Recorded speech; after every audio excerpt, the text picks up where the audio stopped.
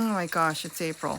I can't take the rain anymore. It's really just too hard. And then the pouring hail, and we even had snow. And look at the dogs have to dig their toys out of the snow and out of the hail. Who can do this? Gary, get it out. I want everything out. I'm done gardening. We don't need this anymore. Clear it all out. Get rid of everything. Look at that. Isn't that nice? Now that we're starting to clean up, didn't want to say anything, but it was just too much. Way too much to do all that. Look, no more plants to water, take care of them. The same thing in the bird garden. Get it all out. We're just taking it out because there's nothing nicer than this. Having nothing there, no more watering, and at night you can step out to a nice empty field of nothing. And then you can look up and see nothing there except for my dad. And that's it. And then Gary decided, you know what? Same thing. I'm going to fold everything up. It's just work. He started scraping everything out. The dog was helping him. And look at that. Everything is gone. It's just out of there. And you know what? Kitty can start eating dog food. She doesn't eat broccoli. And the rainbow garden with all those colored chairs, I'm sick of it. I told him, get it all out. We're just getting rid of everything there. And the chair garden, I forgot to tell you, so much work with all the plants and the food growing, I decided just get it all out as quick as possible because of all the work, because it's April 1st. And what is April 1st? It's April Fool's Day. The garden tour is on April Fool's Day. Hi, everybody. It is Robbie from Southern California. And I think by now you figured out that we're not getting rid of everything. In fact, the helicopters are coming to check out to make sure she did not clear everything out. No, you know, my mother used to do this to me when I was a kid. She got me every year. She'd wake me up in the morning and go, it's pouring and raining outside. Can you imagine that, April 1st? And I would go, what? And then she'd go, April Fool's. And I believe her every year when I was a kid, which means it didn't rain too much in April. We've been getting a lot of rain and things are really wet and we have not done a whole lot. Look at this, the weeds are growing. You know what? I welcome this. This is gonna all be my new soil. I will start yanking these and throwing them straight into my totes or anywhere I'm planting. The trees have come back to life. They've had flowers and we'll see if we have fruit. If I get fruit on the nectarine tree this year and get a lot of them, I'll probably tool the whole thing. That's a wild radish growing there, but look at all this. Okay, I won't be pulling that. I'll let Gary pull that. That's thistle, and boy, they are sharp. Here is the chair garden. Now, with the wheelbarrows I've got, I can get in here and I can quickly get rid of everything I don't want and replant. I'm waiting for the sun to come and cover this a little bit more with sunshine instead of shade. We're still too cold. Let's walk a little bit so you can see I really haven't done anything, but we are doing other things and we'll get into that in a few minutes. Ponds are doing good. Look at the pomegranate trees. Look at this. They're coming back to life. Things are turning green. We have just been getting rain constantly. As soon as we dry out like now for a day or two, then we get another rainstorm. So everything is waterlogged and I want to move a lot of soil. I started here. And it's just so heavy. Look at the wheelbarrow. This is full of just rainwater. I don't even know how many inches we've got, but it's been a lot. So I haven't gotten to these, but when it gets to the right moment, and it's going to be very soon, I will go through and do them all. And I'll probably be able to get 2 or 3 or 4 done in one day. This one I've done already, and it's trying to grow a squash, and they're small because I'm letting too many grow. I really think I'm going to compost that because I've got a goal this year. I actually know what I want to do. I would like to have this entire wall with totes here done up with squash. And the only squash I believe I want to grow in here is zucchini. Zucchini is very important to me. You know, we can walk and talk. Oh, my potatoes, I don't know what's in there. I know there's a bunch of little ones. I need to start them over. It's just been too cold. Potatoes aren't thrilled with 40 to 30 degree weather at night. And we're still in the 40s. We were 45 last night. We've been 45, and then during the day, we get to 60, but today I think we're gonna get to 70. The reason zucchini, look at this, is so important to me is I need to figure out how to do this. The problem is the water has nowhere to go anymore. There's just been so much water, it just sits because the ground can only take up so much. So eventually it just sits until it dries up. So it's been a real mess, and yes, we've been getting stuck in here and everything. The point is with zucchini, and you'll see nothing's been done yet, and it's going to be a quick job when I decide to go through here actually. I can freeze it and have it all winter, and I ran out. I didn't freeze enough last year. Look, I think I finally did lose this plant, which is fine because I've got a whole bunch more. You know what? It's still green, so I might just cut it way back, see what happens. It's just been cold. We were like 38 days and days ago. Last night was 44. I think they said 44, 45. But you know what's been doing good are the peppers. Now that I got rid of the roots, then this is the only thing in a grow bag. And because, well, I keep it well watered, but here's the thing. Peppers like dry soil. So it works really good for peppers. That one's in a tote. And I'm sorry, a container. Just a plain old container you get from the nursery. And this just grows peppers all year round. Doesn't matter what the season is. And here's sow thistle, which I absolutely love. Now, with zucchini, I can add that to almost any dish I make. And it takes, let's say, a pound of meat and turns it into 3 pounds of meat. And it is fantastic. That's from last year. So that's why I want to grow a lot this year and store them in the freezer. That's green sorrel, and that's gone really good all year. Look how beautiful it is. You could use it in a salad, you could cook with it, stir fry it, anything you want. It's a really nice plant. I want to divide that and maybe get one on each side. That would look nice. And then I'll leave the red vein sorrel and clean this up. This is red vein sorrel. See, this has got the red, and when you pull it out, you'll see, I don't know if this one will bleed. Oh yeah, and I don't want to get it all over my hands. See that? It just bleeds red. It's all over my nail here. And this one's not as, maybe because it's so cold, but boy, it comes out on your hands and it's just red. So I want to kind of get as much zucchini as possible.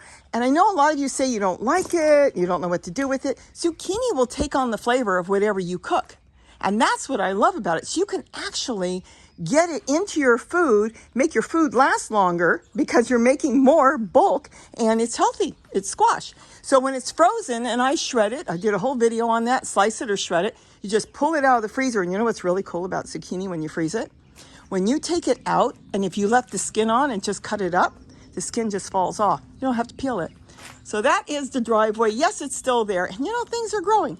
I may move that avocado tree for fun. Take it out of the tote. Unless I leave it there and then see what happens to it because it's really struggling and trying to grow. And it's a nice straight tree. And it came up because I compost avocados. And on top of that, the ravens come here and they sit on the wall and they drop the pits. They eat the avocado and then they fall into my totes and grow. So they grow both ways. Again, more sow thistle. This is a staple of all the animals here. We are really going to concentrate on growing these. These are an amazing plant.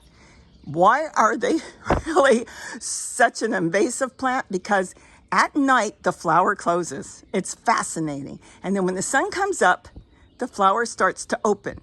It's almost as if the flower knows it hasn't been fully pollinated yet. And once it's pollinated, then it will go into seed. So really, every seed head is full of seeds, so they just spread their seeds all over and we have them everywhere. But that, like I said, it's for bush tits coming in and eat the insects. You've got goldfinches coming in and eating the seeds, and you've got the hummingbirds making nests out of the fuzz that's here. See this? This very soft fuzz, which is the seeds in there. They come out. See how they come out? That is what they build their nests out of. And then on top of that, the bees and all the native pollinators come and love that plant. That plant, to me, I didn't look at it as an attractive plant, but I do now. And think about it. Put it in a pot, put some pansies on the bottom, and you'd have something looking good, and the native wildlife love it. Let's go in the front yard. Now we're in the front yard. There is the beautiful raised bed Gary built. Isn't that gorgeous? Like a puzzle. He could take the whole thing apart and move it. There's a heart he put there. Isn't that beautiful? You can sit on the heart. And now everything is growing fantastic. I've done nothing. Zero. And yet I've got flat leaf parsley growing, purple tree collard. I've got all this kind of a broccoli hybrid growing. And I pick those and I steam that or cook it with a little butter, and they've been fantastic. They taste just like broccoli. Everything's going real good. I've got all the geraniums that I stuck in the ground are growing. Look at this, nothing, no work. Here is the finger lime. That's been taken off pretty good. I want to get another one. I want to probably take some cuttings off of that. But look at that, walking onions are popping back to life. They died back with the cold. Not completely, they kind of shriveled up, and I wasn't sure what was going to happen to them because they were wet and cold, and they did okay. Look at this, I've got mint back here. Look at, isn't that gorgeous? Isn't this? And this tastes so good. Keep that in mind if you're growing any type of brassica. This tastes just as good as anything. Look at this. All this can be snapped off and eaten, and whatever you leave will be pollinated or left for the pollinators. And then look at the walking onions here. Isn't that gorgeous? Look at this flat leaf parsley just taking off. I was going to pull that out. That's a palm tree. Here's Mom. Yep, that's Mom. That's why Gary wants it out. And I'm thinking I'll put it in a pot, maybe stick it in the bird garden for fun, and make sure the holes are on the side, not the bottom, because I don't want that plant to leave. But a lot of plants planted in something small, keep them small. Kind of like the old-fashioned thing, put a goldfish in a bowl and they stay small, put them in a pond, and they get massive. Well, I might do that. Here's another red vein sorrel. Look how beautiful. No work. I have not done anything. More flat leaf parsley. Look at that parsley. Look at this, leaned over. A brassica that came up here. It's not quite a purple tree colored, so it may be a hybrid. And then here, I'm so jazzed over this, my chamomile. Now why? Because I haven't grown it in 2 years. And there was some seeds left in this. And with all the rain, it took off and grew. So I want to make sure I get the seeds. So all this I'm going to move. I have another idea for this area. And then again, more hybrid, or it could be broccoli. And this is a purple tree color. Remember, all this is gold. So if you have no place to put it back. And it will go back to the plant. Okay, let's walk down here with all the weeds. Again, I don't fret because I know I can come out here, pull a bunch of weeds, and then stick them somewhere. I'll probably leave this now. I've got a better appreciation for sow thistle.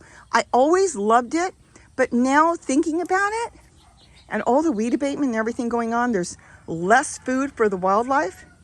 This has been fantastic. The rabbits eat it. Everybody eats it. They don't eat too much of it, just a little. And you know what? I eat it too. Sometimes I take the leaves and chop it up in a salad, and I always put it in my green drink. Absolutely edible. The entire thing, all the flowers and the leaves. This is the geraniums that are growing in the bricks. I did a video once. I took some leftover cake and frosting. I buried it and put a couple little sticks in there. Look how big they got. Cake and frosting stuffed inside here. Whole video on that. Look how beautiful they grew. I want to trim them back, and I'll probably fill the rest of them with this. I used to have tulle here, but you know, I don't need the work. I don't need to grow onions here when I've got onions growing all through there and everywhere else. So I'm going to let it look a little pretty because the flowers really look nice.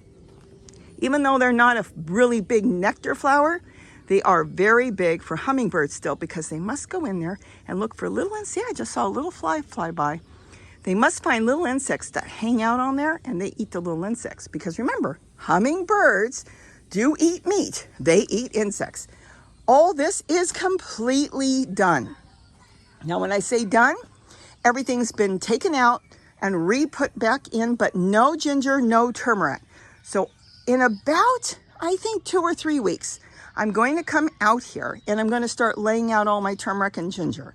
And right back here is stevia. I've got a stevia in here. See, they're coming back. They're waking back up.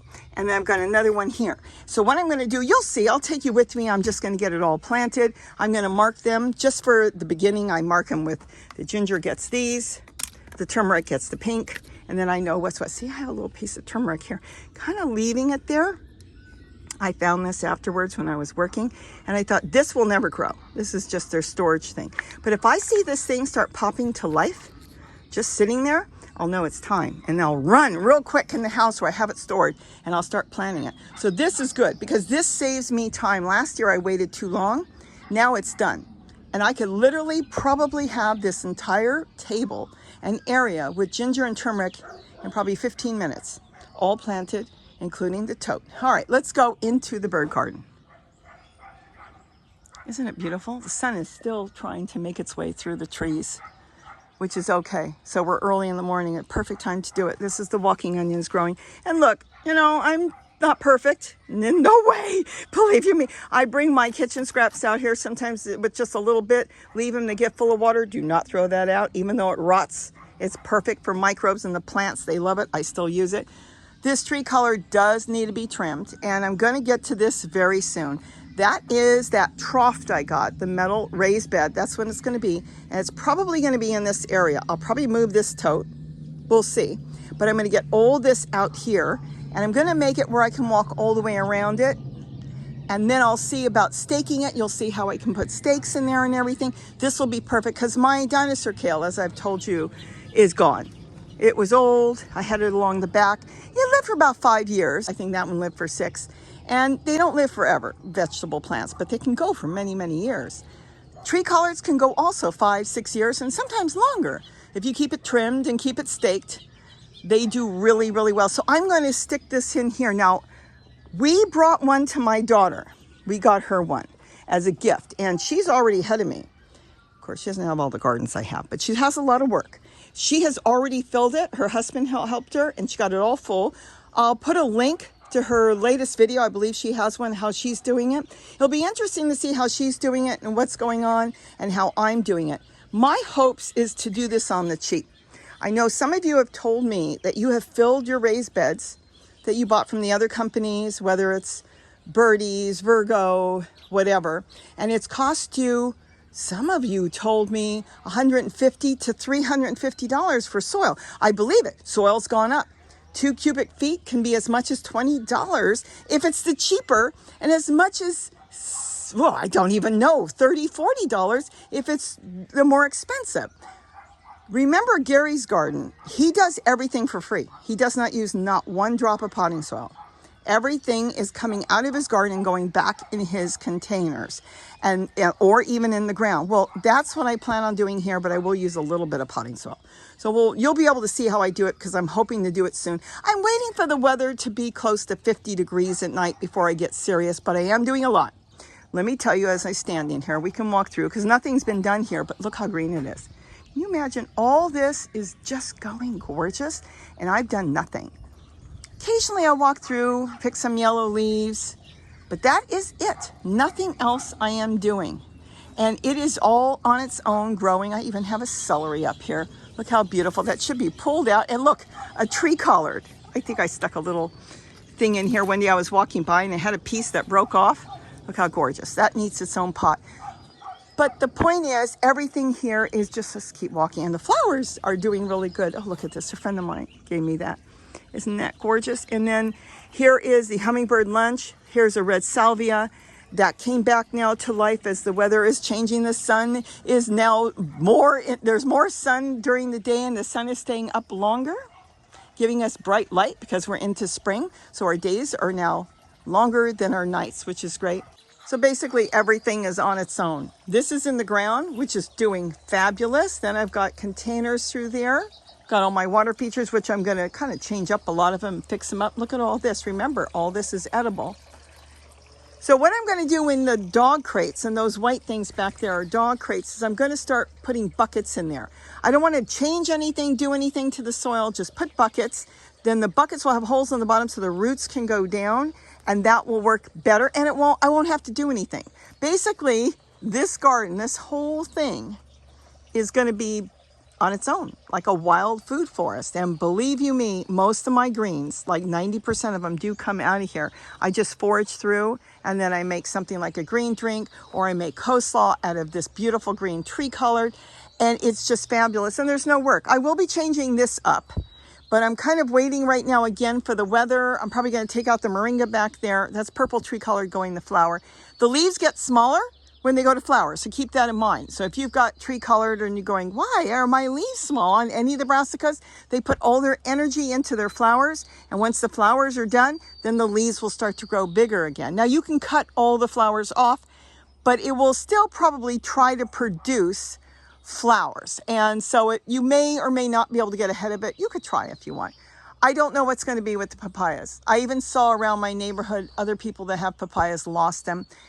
I have no idea if they'll make it back. They suddenly started to drop everything. The fruit are You know, they shouldn't look like that, even though they are ripening. We'll see what happens. I may hope that they have seeds. And what I was going to say is I may grow those seeds because I really do like this papaya. We'll have to wait and see. You'll see. We're going to step out on how many actually are not growing anymore. We lost them. The citrus trees are doing fabulous back there. Look at all the flowers. And that's because of all the rain. It's getting tons of water. And then here, I'm just going to clean the celery up. I'll put something else probably in there with the celery. This, I just cater to it, and I really have to get this purple kale stringed up better. I'll probably cut the moringa way down very, very soon. I've got another celery back there. And let's take a look out the gate, and then we're pretty much done.